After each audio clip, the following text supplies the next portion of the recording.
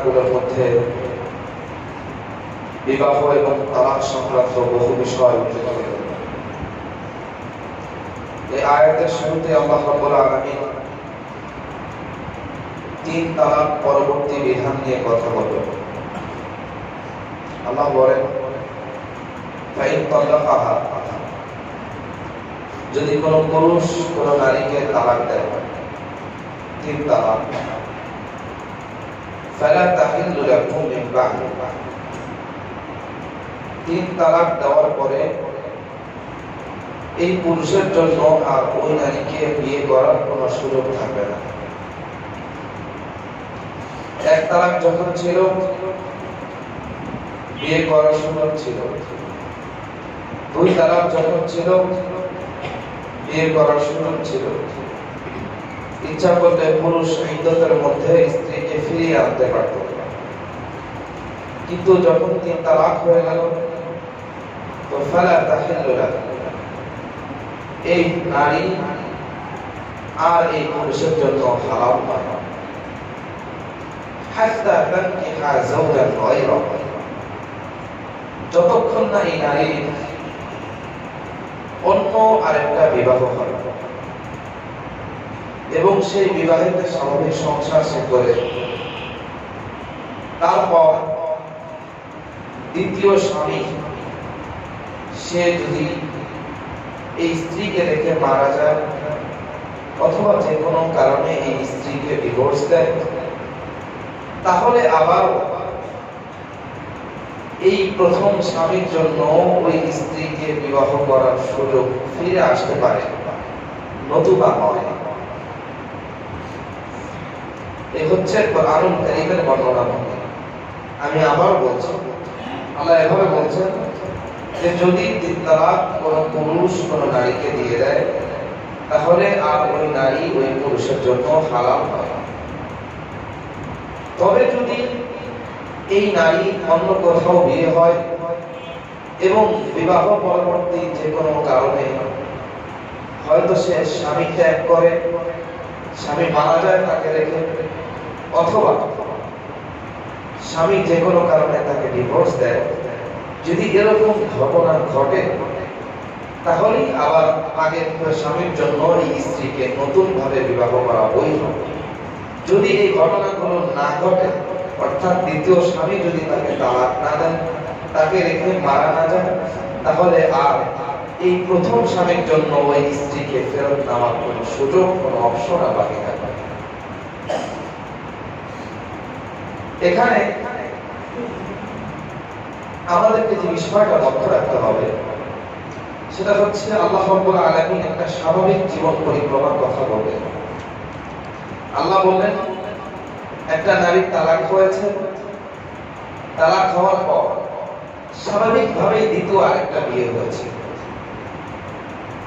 এরপর স্বাভাবিকভাবেই দ্বিতীয় স্বামীর সাথেও তার বিচ্ছেদ হয়েছে। সব স্বাভাবিক জীবন পরিক্রমা। এমন নয় যে দ্বিতীয় বিয়েটা সাজানো হয়েছে, দ্বিতীয় বিয়েটা জোর করে দেওয়া হয়েছে, দ্বিতীয় বিয়েটা প্রথম স্বামীর জন্য হালাল করার জন্য দেওয়া হয়েছে, এমনটা আল্লাহ বলছেন না। প্রক্রিয়াটা হচ্ছে স্বাভাবিক প্রক্রিয়া, যে একজন নারী সে তালাকপ্রাপ্তা হয়েছে এক স্বামীর কাছে, স্বাভাবিক তার দ্বিতীয় বিয়ে হতেই পারে। দ্বিতীয় বিয়ে হয়েছে, সেই দ্বিতীয় স্বামীর সাথে স্বাভাবিক পরিক্রমায় জীবন যাপন করতে গিয়ে সে দ্বিতীয় স্বামীর পক্ষ থেকেও হয়তো তালাকপ্রাপ্তা হয়েছে।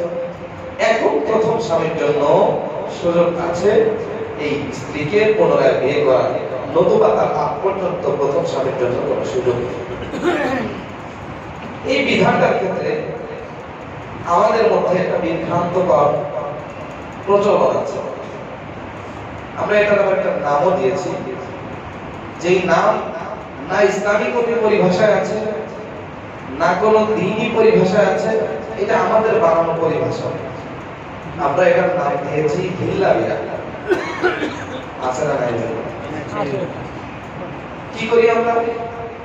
আমরা করি হলো, কোনো কারণে স্বামী স্ত্রীর মধ্যে ঝগড়া হয়ে গেছে, বিচ্ছেদ হয়ে গেছে, এখন দেখা গেল এই সংসারে 2টা 3টা 4টা 5টা বাচ্চা আছে, এদের ভবিষ্যৎ কি হবে, আমাদের মাথা থেকে আল্লাহর চেয়ে আমাদের মাথা বেশি টেনশন করে যায়।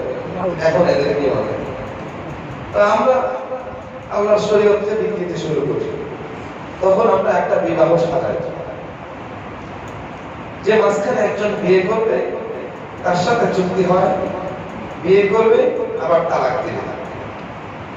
মানে বিয়ে তালাক মাঝখানে এটা একটা খেলার মতো। এই খেলার ছলে বিয়ে করলে আবার ছেড়ে দেবে, এরপরে আবার পরবর্তীতে স্বামীর কাছে সে ফিরে আসবে। এই প্রক্রিয়া আমরা গ্রহণ করি। প্রথমত এই প্রক্রিয়া, যেটাকে আমরা মাঝখানে যে একটা নতুন বিয়ে সাজিয়েছি এবং এটার যে একটা নাম দিয়েছি হিল্লা বিয়া, এই ধরনের কোন বিয়ের কোন তাসাউফ শরীয়তে ইসলামিয়ার মধ্যে নেই। এ ধরনের কোন বিয়ে ইসলামে নেই। ইসলাম কি বলছে? আগের কথায় আমি বললাম, স্বাভাবিক প্রক্রিয়ায় বিয়ে হবে। স্বাভাবিক প্রক্রিয়ায় বিয়ে হওয়ার পরে যদি ওই নারী যে কোনো কারণে ডিভোর্স প্রাপ্ত হয়, তালাক প্রাপ্ত হয়, তাহলে সুযোগ আছে, নতুন সুযোগ। আমাদেরকে এখানে সর্বপ্রথম যে প্রশ্নটা করা হয় সেটা হচ্ছে, বাচ্চা আছে, পরিবার আছে, এদের ভবিষ্যৎ কি হবে? ভাই আছে, প্রথম কথা হচ্ছে বাচ্চা এবং পরিবার আছে, এই বিষয়টা অবশ্যই তালাকের আগে ভাবার কথা ছিল। তালাকের পরে এটা ভাবার বিষয়। আর তালাকের পরে বিচ্ছেদ হয়ে যাওয়াটাই, পরিবার ভেঙে যাওয়াটাই আল্লাহর বিধান, এবং এটার মধ্যে আল্লাহ উভয় পরিবারের জন্য কল্যাণ রেখেছেন। স্বামী স্ত্রীর জন্য কল্যাণ রেখেছেন, বাচ্চাদের জন্য কল্যাণ রেখেছেন। আল্লাহর শরীয়তের বিরুদ্ধে গিয়ে আমাদের বাহ্যিক দৃষ্টিতে যদি ওই জিনিসটাকে কল্যাণকর মনে হয়, কিন্তু সেটা কখনোই আমাদের জন্য কল্যাণকর হতে পারে না। বুঝে আসছে? তো শরীয়ত এখানে হিল্লা বিয়ের কোন সুযোগ রাখে না। শরীয়ত বলেছে প্রক্রিয়াটা স্বাভাবিক হবে। হ্যাঁ, কেউ যদি এই প্রক্রিয়া গ্রহণ করে, এতে মাঝখানে একটা বিয়ে সাজাইলো, একটা নাটকের মতো, এরপর তালাক দেওয়াইলো, এরপর আবার ওই স্বামীকে দিয়ে বিয়ে করাইলো, এই নাটক যদি কেউ সাজায়, তো রাসূলুল্লাহ সাল্লাল্লাহু আলাইহি ওয়াসাল্লাম বলেছেন, তাহলে ওই প্রথম স্বামীর জন্য প্রথম স্ত্রী হালাল হয়ে যাবে। বিধান এটাই যে ওষুধ প্রয়োগ করবে, কাজ হয়ে যাবে। কিন্তু রাসূলুল্লাহ সাল্লাল্লাহু আলাইহি ওয়াসাল্লাম বলে দিলেন, লাআনাল্লাহু মুহাদ্দিরা ওয়াল মুহাদ্দিরা লাহু, আমি আল্লাহর রাসূল লানত করলাম, অভিশাপ করলাম, যে হালাল করলো, যার জন্য হালাল করলো, উভয় পুরুষই আমি অভিশাপ করব। আল্লাহর রাসূলের অভিশাপ, আল্লাহর রাসূলের অভিশাপ, যে পুরুষ হালাল করলো এবং যে পুরুষের জন্য হালাল করালো, মানে প্রথম স্বামী দ্বিতীয় স্বামী, উভয়ের জন্যই আল্লাহ রাসূল সাল্লাল্লাহু আলাইহি ওয়াসাল্লাম অভিশাপ করলেন। তার মানে দাঁড়ালো, ইসলাম এই যে দ্বিতীয় হিল্লা বিয়ে নামক যে জিনিসটা আমরা বানিয়ে নিয়েছি, এই জিনিসটাকে কোনোভাবেই ইসলাম সমর্থন করে না। ইসলাম এটার প্রতি অনুদ্বুদ্ধ করে, এবং অনুদ্বুদ্ধ করার মাত্রাটা এত নিকৃষ্ট যে রাসূলুল্লাহ সাল্লাল্লাহু আলাইহি ওয়াসাল্লাম স্পষ্ট বলে দিলেন, লাআনাল্লাহু মুহাদ্দিরা ওয়াল মুহাদ্দিরা লাহু, আল্লাহ অভিশাপ দেন ওই সমস্ত ব্যক্তিকে যে তার স্ত্রীকে হালাল করার জন্য ওই দ্বিতীয় একটা হিল্লা বিয়ের ব্যবস্থা করে। বুঝে আসছে? আল্লাহ রাসূলুল্লাহ এখন বলেন, আপনারা যে চিন্তা করেন অথবা আমরা যে চিন্তা করি যে হ্যাঁ, হিলার মাধ্যমে আবার বিয়েটা যদি ঠিক করা যায়, এই সংসারে খুব কল্যাণ হবে, আপনি বলেন এবার আল্লাহর রহমত, আল্লাহ রাসূলের লানত নিয়ে কোনো সংসারে কল্যাণ হতে পারে?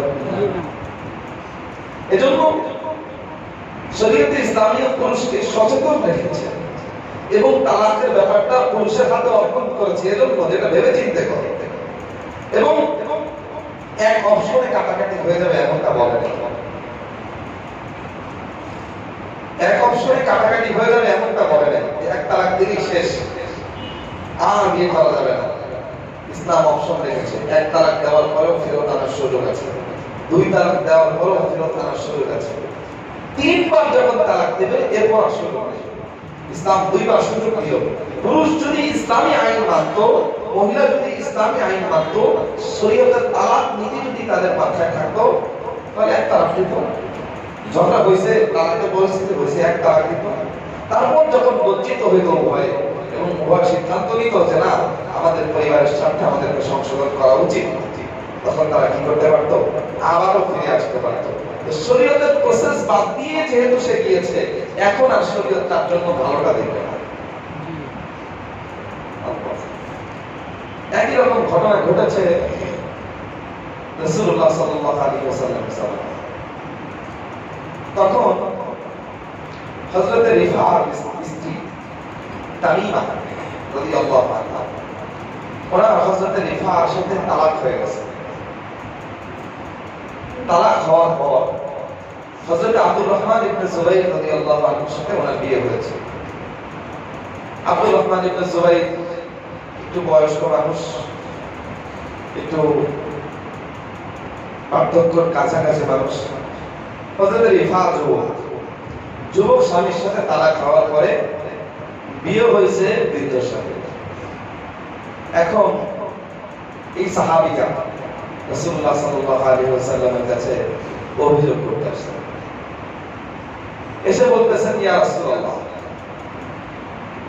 আমার তো রিফাআর সাথে, আগের স্বামী রিফাআর সাথে ডিভোর্স হয়ে গেছে, এখন আব্দুর রহমানের সাথে বিয়ে হয়েছে। ওয়ামা মাআহু ইল্লা মিসলাফিতাতিস সাও, তার সাথে কাপড়ের কোনটুকু ছাড়া আর কিছু নেই।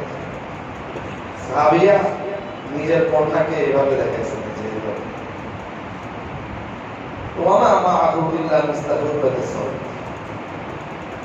রাসূলুল্লাহ সাল্লাল্লাহু আলাইহি ওয়াসাল্লাম বসা পর্দার আড়ালে আমাদের আয়েশা সিদ্দিকা রাদিয়াল্লাহু আনহা উনি হাদিস বর্ণনা করছেন। হযরত ওমর ইবনে খাত্তাব, হযরত সিদ্দিক একবার সাথে বসা হলো।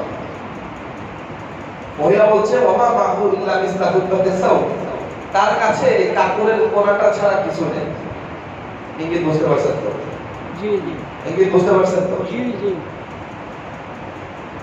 আর একবার বলতে হবে। তো যেহেতু বয়স্ক মানুষ আর উনি এসেছেন যুবক স্বামীর কাছ থেকে, তো অভিযোগ একটাই, সে আমার সাথে মিলিত হতেই আসে না। তো তার কথাবার্তা শুনে আবু বকর রাদিয়াল্লাহু আনহু রাগ হয়েছেন যে রাসূলুল্লাহ সাল্লাল্লাহু আলাইহি সাল্লামের সামনে এসে কথা বলার ঢং পাও না, কি বলবা তুই? ভাবনা সব কাপড়ের কোনাটা কি দেখাও? তো রাসূলুল্লাহ সাল্লাল্লাহু আলাইহি সাল্লাম বিষয়টাকে স্বাভাবিক করে দিলেন। আল্লাহ নবী সাল্লাল্লাহু আলাইহি সাল্লামের স্বভাব ছিল এই পরিস্থিতিতে কিছু মুশকিল এসে ফেলতেন। নবী আলাইহিস সালাম মুশকিল এসে ফেললেন, বিষয়টা স্বাভাবিক হয়ে গেল। আল্লাহ হাবিব বললেন, আতুরিদিনা আন তারজিই ইলা রিফা, মনে হচ্ছে তুমি তোমার আগের স্বামী রিফার কাছে ফিরে যেতে চাও। তালাক হয়ে গেছে, আবার নতুন স্বামীর কাছে বিয়ে হয়েছে, এখন আগের স্বামীর কদর তোমার হয়েছে। তো সাহাবীরা বললেন, না ইয়া রাসূলুল্লাহ, রাসূলুল্লাহ বিষয়টা ঠিকই করতে পারছেন, আসলে বিষয়টা এমন, আমি আবার আগের স্বামীর কাছে ফিরে যেতে চাই। তো এই সাহাবীরা যেমন কুশলী, সে বৃদ্ধ স্বামী যৌন দুর্বলতা বোঝানোর জন্য কাপড়ের কোনা দিয়ে ইঙ্গিত করছে। নবী আলাইহিস সালামও তার চেয়ে বেশি খুশি হয়েছেন। নবী আলাইহিস সালাম জবাব দিলেন, লা হাত্তা তাযুকা মিন উসাইলাতিহি ওয়া ইয়াযুকা হুয়া মিন উসাইলাতিহি, যতক্ষণ না তুমি তার মধু খাও আর সে তোমার মধু খায় ততক্ষণ পর্যন্ত তুমি আর ফিরে যেতে পারবে না। মানে হচ্ছে এখন যে বিয়েটা হয়েছে, এই বিয়ের পরে শুধু বিয়ে হলেই চলবে না, বরং স্বামী স্ত্রীর মিলন হতে হবে, তারপরেই তুমি পূর্বের স্বামীর কাছে যেতে পারবে। তার আগে তোমার জন্য পূর্বের স্বামীর কাছে যাওয়ার কোনো সুযোগ নেই। এই হচ্ছে ইসলামের বিধান, যে কোন পুরুষ যদি কোন নারীকে ডিভোর্স দেয়, তালাক দেয়, এরপর এই নারীর যদি অন্যত্র বিয়ে হয়, কিন্তু বিয়ের পর যৌনাচার না হয়, উভয় স্বামী স্ত্রী মিলিত না হয়, মিলিত হওয়ার আগেই যদি তালাক হয়, তাহলেও সে আগের স্ত্রীর জন্য হালাল, আগের স্বামীর জন্য হালাল হবে না, বরং উভয়ের মধ্যে মিলন হতে হবে, তারপরেই উভয়ের মধ্যে তালাক হবে, তারপরে আগের স্বামীর জন্য হালাল হবে। এই হচ্ছে প্রক্রিয়া। ইসলাম এই প্রক্রিয়াকে বাদ দিয়ে দিয়েছে। ইমরাতের রিফার হাদিস নিয়ে ইসলামের বিবাহ স্ট্র্যাটেজি ব্যাপারে অনেকে প্রশ্ন তোলে, এভাবে যে ইসলাম মনে হয় বিবাহ বলতে শুধুমাত্র যৌনতাকেই বোঝে। এই বিষয়টা একটু ক্লিয়ার হওয়া উচিত। বিয়ের লক্ষ্য এবং উদ্দেশ্যটা কি? বিয়ের লক্ষ্য কি শুধুই মাত্র যৌনতা, নাকি বিয়ের মধ্যে যৌনতার কোনো ভূমিকাই নেই? দুইটার কোনটাই না। শুধুমাত্র যৌনতা নয়, আবার বিয়ের ক্ষেত্রে যৌনতার কোনো দরকারও নাই এমনটাও নয়, বরং ব্যাপার হচ্ছে যৌনতা এটা আল্লাহ রাব্বুল আলামিনের পক্ষ থেকে মানব জাতির প্রতি একটা নিয়ামত। নিয়ামত কিভাবে? আল্লাহ রাব্বুল আলামিন দুনিয়ার সব মজাকে আখিরাতে অব্যাহত রাখবেন না, জান্নাতে রাখবেন না।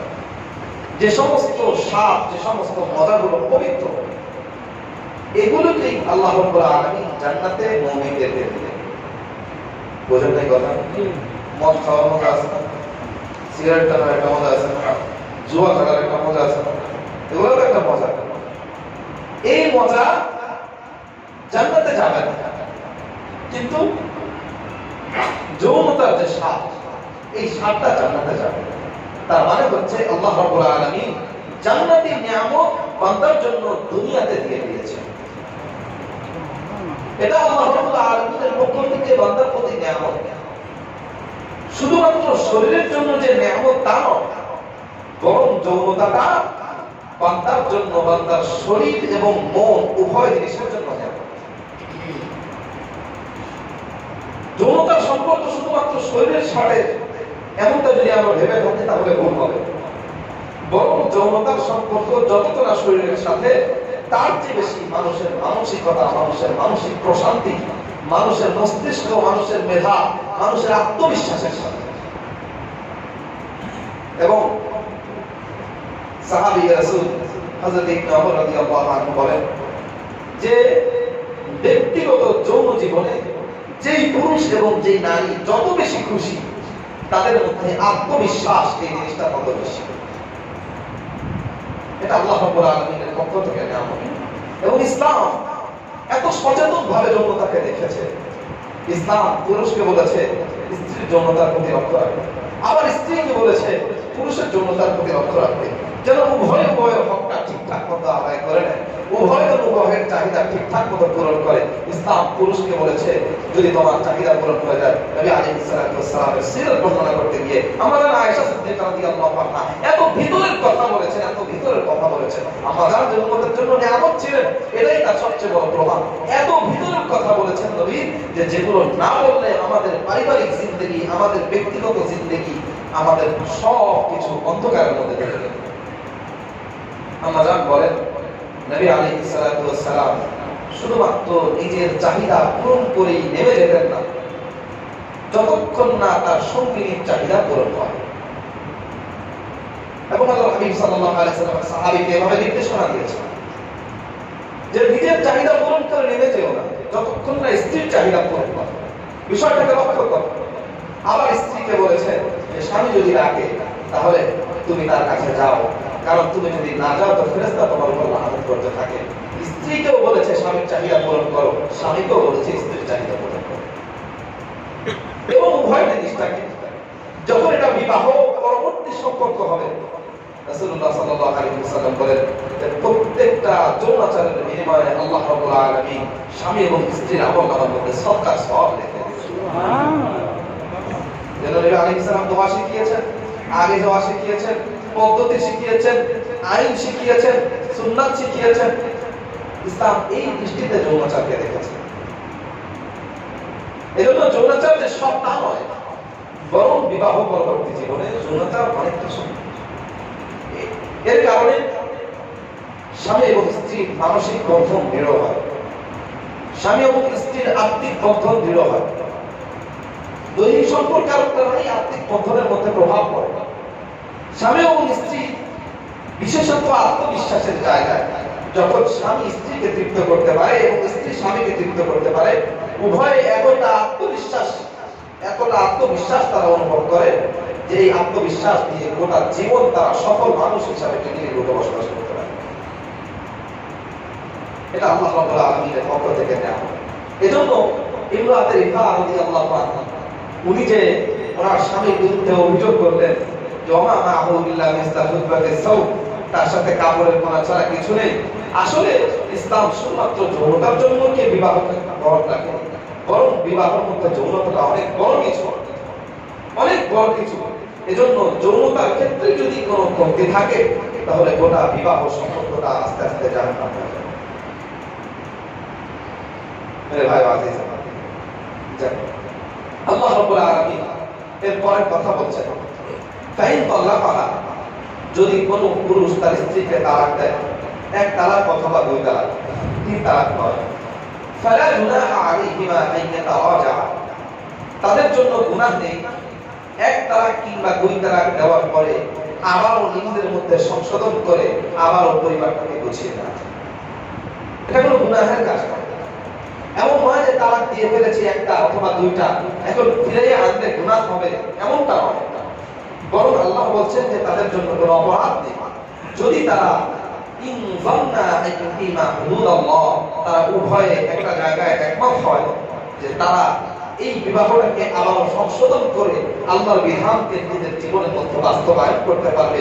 কেউ কারো হক নষ্ট করবে না, কেউ কাউকে কষ্ট দিবে না, কেউ কারো উপর সীমা লঙ্ঘন করবে না। এই ব্যাপারে যদি তারা উভয়ে একমত হয় তো এটার মধ্যে তাদের জন্য কোনো সমস্যা নেই।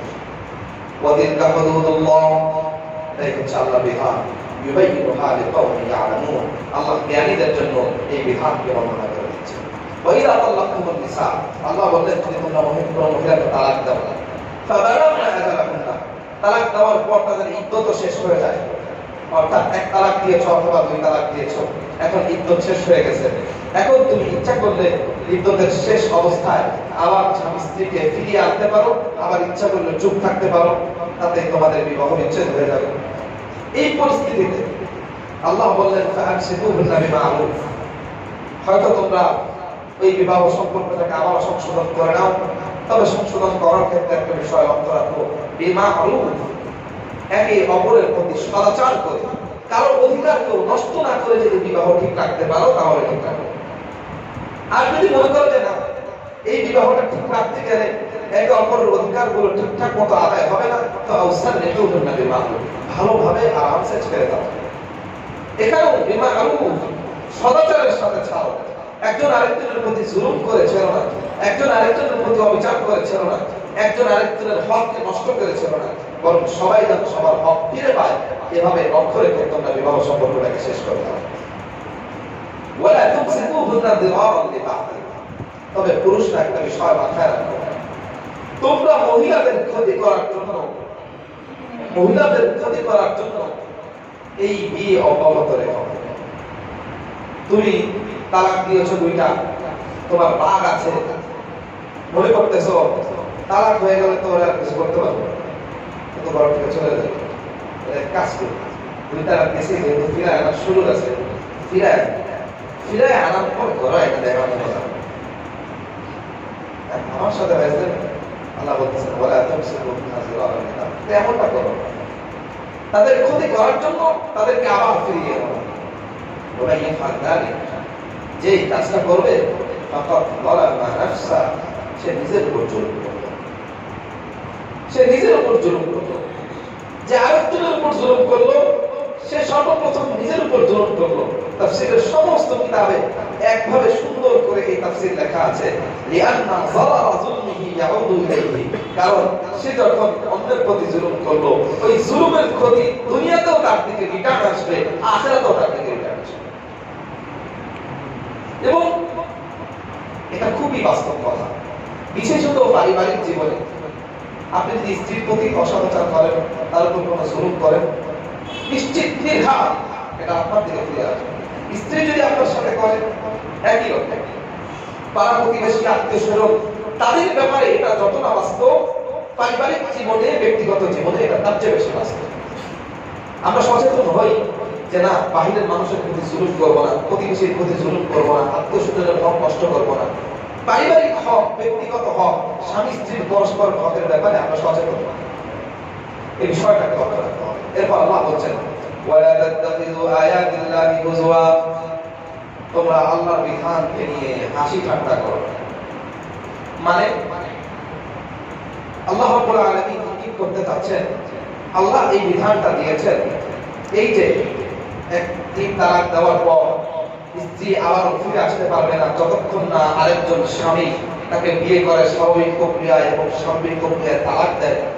এই বিধানটাকে তোমরা উপহাসের পাত্র বানিও না, এটাকে ছেলে খেলার মতো সাজিয়ে একটা হীরা বিয়ে দিয়ে আবার ওই বিধান আনার যে প্রক্রিয়া আমাদের সমাজের মধ্যে প্রচলিত আছে, এটা তোমরা করো না।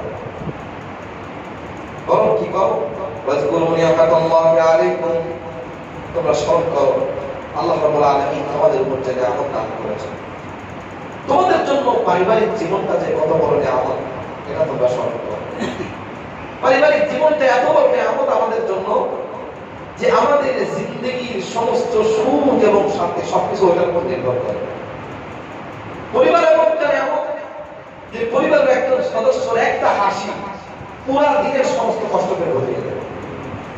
যাবেন সারাদিন কাজ করেছেন, খেটেছেন, ব্যবসা বাণিজ্যের মধ্যে খারাপ অবস্থা, সবকিছু খারাপ, বাড়িতে ঢুকেছেন, দেখবেন যে বাচ্চা আপনাকে দেখে আব্বু বলে একটা হাসি দিচ্ছে, সব শেষ। মনে হবে আপনার সারাদিনের শ্রম সার্থক হলো। কে দিয়েছেন? কে দিয়েছেন? আমার নিয়ামতের কথা একটু স্মরণ করো। আমি পরিবারের মাধ্যমে তোমাদের জন্য কতগুলো নিয়ামত দান করেছি। তোমাদের মানসিক সুখ, শান্তি, স্থিতিশীলতা, তোমাদের পরস্পর দায়বদ্ধতা, তোমাদের অপরাধ থেকে নিবৃত্ত থাকা, সব কিছু নিবেদন করে এই পরিবারের উপর। কি স্মরণ করো?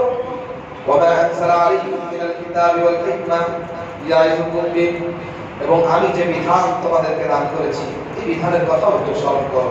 আমি যে আইনগুলো তোমাদের জন্য দিয়েছি, আমি যে রুলস গুলো তোমাদের জীবনের জন্য নির্ধারণ করে দিয়েছি, আমি যে শরীয়ত তোমাদের উপর অবতীর্ণ করেছি, এই শরীয়তের কথা স্মরণ করো। কারণ এই শরীয়ত বাদ দিয়ে তুমি তোমার মন করা পন্থায়, রাষ্ট্রীয় পন্থায়, গণতান্ত্রিক পন্থায়, সমাজতান্ত্রিক পন্থায় যেভাবে যত সমাধান করতে চাও, তোমার জিন্দেগিতে শান্তি আসবে না। তোমার জিন্দেগির শান্তির একমাত্র পথ এই কোরআন এবং সুন্নাহ।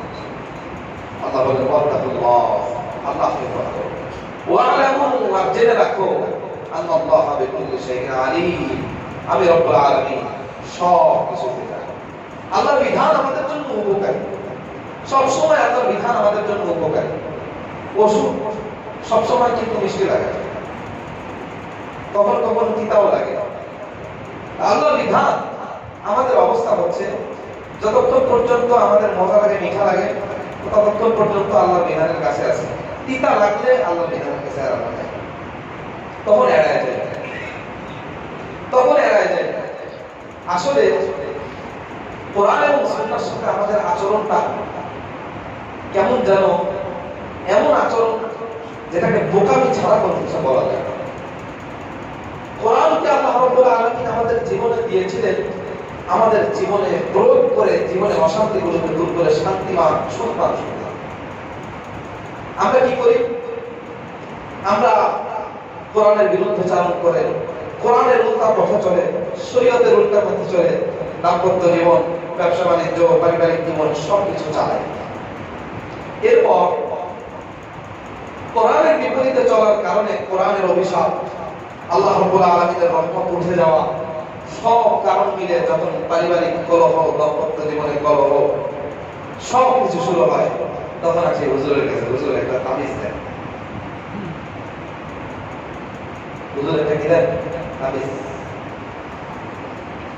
ব্যাপারটা হচ্ছে যে হুজুর কোরআনে লেখা মাদুরের মধ্যে ভরে দেন, গলায় লটকে রাখেন, সমস্যা নেই, রাজি আছে। হুজুর কোরআনে লেখা দেন, চাইটা খান, সমস্যা নাই, রাজি আছে। কোরআনে পানির মধ্যে করে ফুটিয়ে দেন, ওইটা খান, সমস্যা নাই, রাজি আছে। কিন্তু কোরআন মানব না, কোরআন মানব না। মিষ্টি কি করার জিনিস ভাই? খায় না মাথা দেয়? মিষ্টি কি করে? খায়। আপনি যদি মিষ্টি গায়ের মধ্যে ডলে, মিষ্টি পকেটের মধ্যে রেখে দেন, মিষ্টির গলায় তাবিজ বানায় লটকান, মিষ্টির উপকারিতা হাসিল হবে? কিচ্ছু হবে না। বাইরে থেকে মানুষ দেখতে পারে যে এই লোকের সাথে মিষ্টির খুব ভালো সম্পর্ক, মিষ্টি বন্ধ করে, এত ছাড়া কিচ্ছু হবে না। মিষ্টির কাজ হচ্ছে আপনি খাবেন, খাইলে স্বাদ পাবেন। ঠিক তেমনি কোরআন বাস্তবতা হচ্ছে কোরআন মানবেন, উপকৃত হবেন। না মেনে গলায় লটকান, মাথায় লটকান, প্লেটে রেখা খান, তাবিজে কোরআন খান, যেমনি খান না কেন, ওই মিষ্টি যেমন গায়ে মাখলে কোনো উপকারিতা নেই, কোরআনুল কারীম বাইটা খাইলে আর গলায় ঝোলা রাখলে কোনো উপকারিতা নেই। ঠিক ঠিক বুঝাইতে পারছি ভাই? যেটা যা করা সেটা তাই করতে হবে। কোরআন গলায় লটকায়, ঘরের মধ্যে লটকায়, দোকানে লটকায়, যে দোকানে লটকায় সেই দোকানের ব্যবসাও তো কোরআন অনুযায়ী হয় না। তো যেটারে খাওয়া ওইটারে যদি কেউ লটকায় থাকতো, ওইটারে যদি কেউ গায়ে ঢলতো, ওটারে কেউ যদি শোপিস বানায় ঘরের মধ্যে সাজা রাখতো, আপনি যেমন হাসাহাসি করতেন, আল্লাহ রাব্বুল আলামিন আমাদেরকে দেখবে হাসতেন, পাগলগুলা করে। ওদেরকে দিছি এটা মানার জন্য, ওটা না মাইনা ওটারে তাবিজ বানায় খাবে, ওটারে গলায় লটকায় রাখবে, ওটারে প্লেটের মধ্যে রেখে খাবে, তো মানবে না। তো পাবে কিভাবে ওই উপকার?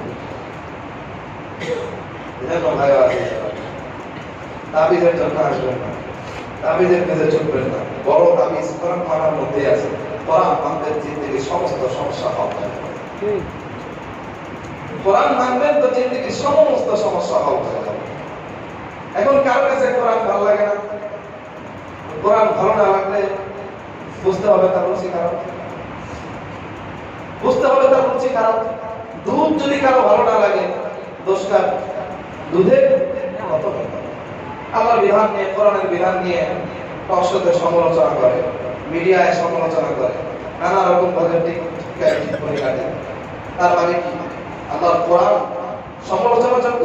আল্লাহর কোরআন ত্রুটিপূর্ণ না, বরং ওরা যারা কোরআনের সমালোচনা করতে বসেছে ওদের রুচি নষ্ট, ওদের পেট নষ্ট। এজন্য ওদের পেটের মধ্যে কোরআন চলে না। এবং আমাদের বাস্তব অবস্থায় এখন আমাদের রুচি নষ্ট, পেট নষ্ট। কোরআন প্রয়োগ করলে দেখবেন যে টিকতে পারবো না। এই জন্য প্রথমে আমাদের রুচিটাকে ঠিক করতে হবে। কোরআন প্রয়োগ করার, কোরআন মানার মধ্যে আমাদের মধ্যে আগে তৈরি করতে হবে। যে কোনো সমস্যা কোরআন কি বলে, যা আছে তাই করবো, আমার লাভ হোক অথবা লস হোক, আমার ক্ষতি হোক, কষ্ট লাগুক অথবা যা হোক না কেন, আমি দেখবো কোরআনে কি আছে, আমি মানবো। প্রথম তিতা লাগতেছে, একটু তিতা লাগতেছে, ওষুধ সকল প্রথম তিতাই লাগে, এরপর যখন কাজ করবে দেখবেন জিন্দেগি সুখ আর শান্তিতে ভরে গেছে। শুধুই হোক আল্লাহ কিয়ামতের ময়দানে জান্নাতে হিসেবে চলে যাবে। সুবহানাল্লাহ। এজন্য আল্লাহ বারবার বলেন, ওয়ালা তাত্তাখিযু আয়াতিল্লাহি হুজুয়া, তোমরা আল্লাহর আয়াত নিয়ে ঠাট্টা বিদ্রুপ করো না। মিষ্টিকে নিয়ে কেউ যদি কানের মধ্যে দুধ হিসাবে পড়ে, আমরা বলবো মিষ্টির লগে মজা করতেছ। মিষ্টিকে নিয়ে যদি কেউ গলায় লটকায়, আমরা বলবো মিষ্টির সাথে মজা করতেছ। ঠিক তেমনি আমরা যখন কোরআনের সাথে এই ধরনের আচরণ করি, আল্লাহর আইনের সাথে এই ধরনের আচরণ করি, আমাদের এই কোরআন নিয়ে হাসি ঠাট্টা করাই আসলে হয়, উপহাস করাই হয়। আল্লাহ আমাদেরকে সঠিক বুঝ দান করেন। আমিন। এরপর আল্লাহ বলেন, ওয়াইদা তাল্লাকতুমুন নিসা, যদি তোমরা কোনো নারীকে তালাক দাও, ফাবারাগনা আজালাহুন্না, তালাকের পর তাদের ইদ্দত শেষ হয়ে যায়। ইদ্দত শেষ হওয়ার পরে তারা আবার সিদ্ধান্ত নেয়, তারা আবার পুনরায় বিয়ে করবে। দুই তালাক দিয়েছে, ইদ্দত শেষ হয়ে গেছে, তালাক পতিত হয়ে গেছে, তারা আবার নিয়ত করেছে যে তারা পুনরায় বিয়ে করবে। এই সিদ্ধান্ত যদি নেয়, তখন তোমরা যারা অভিভাবক আছো, গার্জিয়ান আছো, তোমরা এই বিয়ের মধ্যে বাধা দিও না। তারা দুজন যদি একমত হতে পারে যে না, আমরা এই বিয়েটাকে আবার কন্টিনিউ করবো, আবার বিয়ে করবো, তো তোমরা গার্জিয়ান এটার মধ্যে বাধা দিও না। এটা আল্লাহ রাব্বুল আলামিন বলেন। আল্লাহ বলেন, ফালা তা'দুরুনা, তোমরা নারীদেরকে বাধা দিও না, আইয়ানকিহনা আজওয়াজাহুন্না, তাদের স্বামীদেরকে, আগের স্বামীকে আবার বিয়ে করতে, ইযা তারাদাউ বাইনাহুম বিল মা'রুফ, যদি তারা নিজেদের মধ্যে মিলমিশ করে আবার বিয়েটাকে ঠিক করে নিতে পারে। বাধা দিও না। আল্লাহ বারবারই চাচ্ছেন যে পরিবারগুলো জোড়া লেগে থাকে। বুঝতে পারতেছেন তো আয়াতে কারিমার ভাবে আল্লাহ বারবারই চাচ্ছেন সংসারগুলো ভেঙে না যায়। এজন্য উভয়কে উভয় হক মনে করায় দেন, এজন্য উভয়কে উভয় কর্তব্য বাতলায় দেন, উভয়কে উভয়ের প্রতি ইহসানের কথা মনে করায় দেন। এরপর আবার বলেন যে ভেঙে গেলে কোনো রকম অল্পস্বল্প ভাঙলে আবার জোড়া যেতে যদি লাগাইতে চায় তোমরা বাধা দিও না, লাগাইতে দিয়ে দিও। আবার অপশন রাখছেন যে একবার ভাঙলে কাজ হবে না, দুইবার ভাঙলে কাজ হবে না, তিনবার ভাঙলে একদম পুরোপুরি ভাঙবে, তার পর্যন্ত ফিরে নেওয়ার অপশন আছে। তার মানে আল্লাহ কি চান যে পরিবারটা আবারও মিলে যাক। এখন আমরা যে ধাপ করে 3 তালাক দিয়ে দেই, এটা হইতেছে আমাদের দোষ, আমাদের দোষ। আমরা কষ্ট পরিবার ভেঙে যায়, আল্লাহ রাব্বুল আলামিন চান না। আল্লাহ এর অপশন রেখেছেন। আশআরী গোত্রের এক সাহাবী স্ত্রীকে 3 তালাক দিয়েছি একবার। রাসূলুল্লাহ সাল্লাল্লাহু আলাইহি ওয়াসাল্লামের যুগে এটা অপরাধ হিসেবে বিবেচিত হতো। কারণ তোমার যদি তালাক দিতেই হয়, ইসলাম পন্থা রেখেছে 1 তালাক দাও, 2 তালাক দাও, সমস্যা নেই। তোমার যদি তালাক দিতেই হয় 3 তালাক দিয়ে দাও, 3 তালাক তোমার দেওয়ার দরকার। কারণ আজকে তুমি 3 তালাক জিদ দেখায় দিছো, 2 দিন পরেই তুমি কাঁদতে কাঁদতে পায়ে এসে বলো কোনোভাবে একটা ব্যবস্থা করে। এজন্য আশআরী গোত্রের সাহাবী এই 3 তালাক দিল। নবী আলাইহিস সালাতু ওয়াস সালাম খুব রাগ হলো, গোটা গোত্রের উপর রাগ হলো। আশআরী গোত্রের নেতা ছিলেন আবু মুসা আশআরী রাদিয়াল্লাহু আনহু। আবু মুসা আশআরী রাসূলুল্লাহ সাল্লাল্লাহু আলাইহি সাল্লামের কাছে এসে বললেন, ইয়া রাসূলুল্লাহ, আপনি শুনলাম যে আপনি আশআরীদের উপর অনেক রাগ করেছেন। রাসূলুল্লাহ সাল্লাল্লাহু আলাইহি সাল্লাম বললেন, হ্যাঁ আমি রাগ করেছি। আমি তোমাদের মধ্যে থাকা অবস্থায় তোমরা আল্লাহর আয়াত নিয়ে কোরআন নিয়ে খেলতামাশা শুরু করে দিয়েছো, আমি চলে যাওয়ার পর তোমাদের কি অবস্থা? কঠিন ধমকি রাসূলুল্লাহ সাল্লাল্লাহু আলাইহি সাল্লাম দিলেন। আল্লাহ এরপর বলছেন, যালিকা ইউআযু বিহি, আমি আল্লাহ তোমাদেরকে উপদেশ দিলাম। এই উপদেশগুলো কার কাজে লাগবে? মান কানা ইউমিনু বিল্লাহ, যে আমি আল্লাহর প্রতি ঈমান রাখে, ওয়াল ইয়াউমিল আখির, এবং শেষ দিবসের প্রতি ঈমান রাখে। যালিকা আযকা লাকুম, আমি যে বিধানগুলো দিলাম এই বিধানই তোমাদের জন্য সবচেয়ে বেশি পবিত্র, সবচেয়ে বেশি পরিশুদ্ধ, ওয়া আতহার, সবচেয়ে বেশি পরিশুদ্ধ পবিত্র। এর চেয়ে পবিত্র বিধান, এর চেয়ে পরিশুদ্ধ বিধান পৃথিবীর বুকে কোনো বিধান আর হতে পারে না। আপনি বলবেন না, সমস্যা আছে, ইসলামের পারিবারিক নয়, এই সমস্যা, ওই সমস্যা, ওই সমস্যা, নারী অধিকার থাকে না, এই অধিকার থাকে না, সেই অধিকার থাকে না, টকশোয়ালারা এই কথা বলে, রাষ্ট্রীয় আইনে ওইটা আছে। আল্লাহ বলছেন, আল্লাহু ইয়ালাম, কোনটা ভালো আমি আল্লাহ জানি, ওয়া আনতুম লা তা'লামুন, তোমরা সেটা জানো না। কারণ আমি তোমাদেরকে বানিয়েছি, সিস্টেমটা আমি ইনস্টল করেছি, এই সিস্টেমের কি কি বৈশিষ্ট্য, কি কি ক্ষতি, কি কি উপকারিতা, এটা আমি জানি। কারণ ইনস্টলার হচ্ছে আমি। তুমি তো সিস্টেমের ভিতরের লোক, তুমি কিভাবে বুঝবা যে তোমার মধ্যে কোনটা কি ক্ষতি, কোনটা কি উপকার? তুমি তো সিস্টেমের ভিতরের লোক। এজন্য আল্লাহ রাব্বুল আলামিনের বিধান এটাই সবচেয়ে চূড়ান্ত বিধান, এটাই সবচেয়ে পবিত্র বিধান, এটাই সর্বশেষ বিধান। এরপরে আর কোনো কথা কোন মুসলমানের থাকতে পারে না। কখনো মনের মধ্যে আপত্তি আসে, ভালো লাগে না, কখনো কখনো বাইরে থেকে আপত্তি আসে, মনে করতে হবে যারা আপত্তি করে তাদের রুচি নষ্ট, আল্লাহর বিধান বোঝার মতো ক্ষমতা নেই। ওরা আপনাকে একটা যুক্তি দিবে, একটা থিওরি দিবে, যুক্তি জবাব যুক্তি আছে, যুক্তির জবাবে যুক্তি আছে, এবং সবগুলো সুন্দর জবাব আছে, কিন্তু সবসময় আপনার মাথায় আসবে না সবগুলোর জবাব। আপনাকে জবাব পেতে হলে আলেমদের দ্বারস্থ হতে হবে। তার মানে কি? আপনি কি আল্লাহর বিধানের প্রতি আস্থা হারিয়ে ফেলবেন? না, আপনি তখন মনে রাখবেন, এই কথা আপনার মাথার মধ্যে রেখে রাখবেন, আল্লাহর বিধানই সবচেয়ে বেশি যৌক্তিক, সবচেয়ে বেশি পবিত্র এবং সবচেয়ে নির্ভুল। আমি যে বুঝতে পারছি না, এটা আমার জ্ঞানের, আমার বিবেকের কমছে,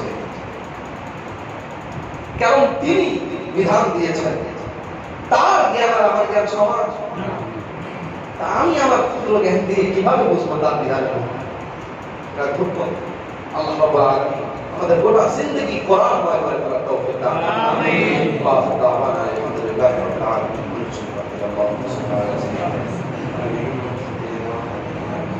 مولانا محمد صلى الله عليه وعلى آله وأصحابه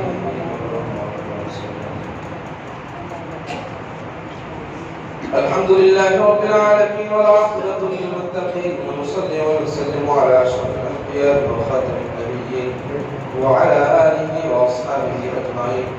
ربنا ظلمنا أنفسنا وإن لم تغفر لنا وترحمنا لنكونن من الخاسرين. ربنا لا تزغ قلوبنا بعد إذ هديتنا وهب لنا من لدنك رحمة إنك أنت الوهاب. رب العالمين اللهم لا تكلنا دربندر الله আপনার হুকুমে সামনে আদায় করে আপনার কোরআনের মজলিসের মধ্যে অনেকগুলো সময় দিলাম। রব্বুল আলামিন কাল কিয়ামতের ময়দানে এর বিনিময়ে আমাদেরকে জান্নাত দান করে দিন আল্লাহ এর বিনিময়ে আমাদেরকে কোরআনের সুপারিশ লাভ করতে পারি এমন তৌফিক দান করে দিয়ে আল্লাহ কোরআনের রঙে রঞ্জিত হতে পারি তৌফিক দান করে দিন জিন্দেগীর প্রত্যেকটা ক্ষেত্রে কোরআনকে বাস্তবায়ন করতে পারি তৌফিক দান করে দিন আল্লাহ আমাদেরকে আপনি কোরআন ওয়ালা বানায় দিয়েন আল্লাহ কবরে কোরআনকে আমাদের জন্য বাতি বানায় দিয়েন আল্লাহ অন্ধকার কবরে যখন কেউ থাকবে না আল্লাহ কোরআন দ্বারা আমাদের কবরকে আপনি আলোকিত করে দিন আল্লাহ কোরআন নিয়ে পড়তে পারি কোরআন নিয়ে বাঁচতে পারি আমাদেরকে এমন তৌফিক দান করে দিন سبحان ربك رب العزة عما يصفون وسلام على المرسلين والحمد لله رب العالمين. السلام عليكم.